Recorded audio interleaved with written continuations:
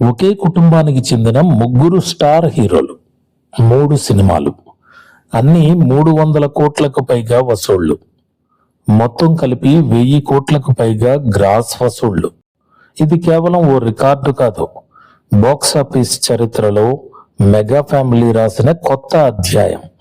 అసలు చిరంజీవి, రామ్ చరణ్, పవన్ కళ్యాణ్ కలిసి ఎలా ఈ అరుదైన ఘనతను సాధించారు? ఎందుకు ఈ రికార్డును బ్రేక్ చేయడం అంత సులభం కాదు?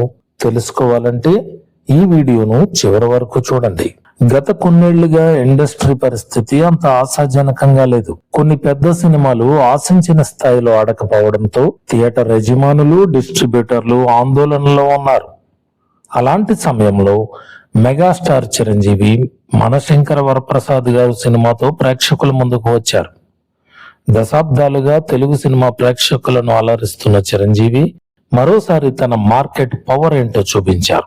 సినిమాపై మిక్స్డ్ రివ్యూలు వచ్చినా కుటుంబ ప్రేక్షకుల మద్దతు, మెగా అభిమానుల ఆదరణతో సినిమా బాక్స్ ఆఫీస్ వద్ద భారీ వసూళ్లు సాధించింది.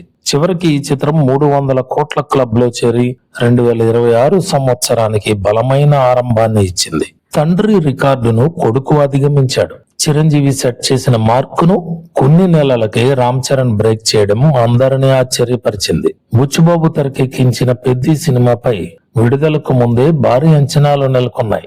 గ్రామీణ నేపథ్యం, sports emotion, action, Ram Charan transformation, ఈ అంశాలన్నీ ప్రేక్షకులను ఆకట్టుకున్నాయి.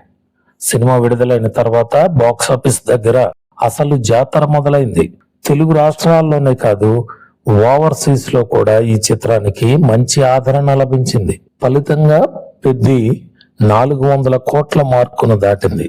దీంతో దక్షిణ భారతదేశం నుంచి 2026లో అత్యధిక వసూళ్లు సాధించిన చిత్రాల జాబితాలో అగ్రస్థానానికి చేరుకుంది.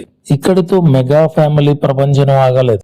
గత సెప్టెంబర్ లో విడుదలైన పవన్ కళ్యాణ్ ఓజీ కూడా బాక్సాఫీస్ దగ్గర భారీ విజయాన్ని అందుకుంది. పవన్ కళ్యాణ్ కు ఉన్న మాస్ ఫాలోయింగ్ గురించి ప్రత్యేకంగా చెప్పాల్సిన అవసరం లేదు.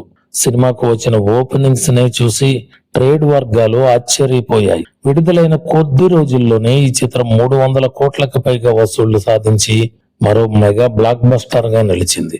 దీంతో చిరంజీవి, రామ్ చరణ్, పవన్ కళ్యాణ్ ముగ్గురు కేవలం 9 నెలల గ్యాప్ లోనే 300 కోట్ల క్లబ్ లో చేరిన హీరోలుగా నిలిచారు. 1000 కోట్ల మైలురాయి ఎలా సాధ్యమైంది? మనశంకర వరప్రసాద్ గారు 300 కోట్లు, పెద్ది 400 కోట్లు, ఓజీ 300 కోట్లకు పైగా. ఈ 3 సినిమాల వసూళ్లు కలిపి చూస్తే మొత్తం 1000 కోట్లకు పైగా గ్రాస్ నమోదైనట్లు ట్రేడ్ వర్గాలు చెబుతున్నాయి.